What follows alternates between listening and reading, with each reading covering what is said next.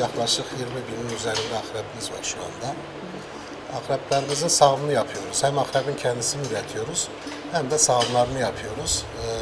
Yapmış olduğumuz sağımların neticesindeki zehirleri toz haline getiriyoruz, donduruyoruz. Sonra toz haline getirip sonra da Avrupa'ya satışını yapıyoruz.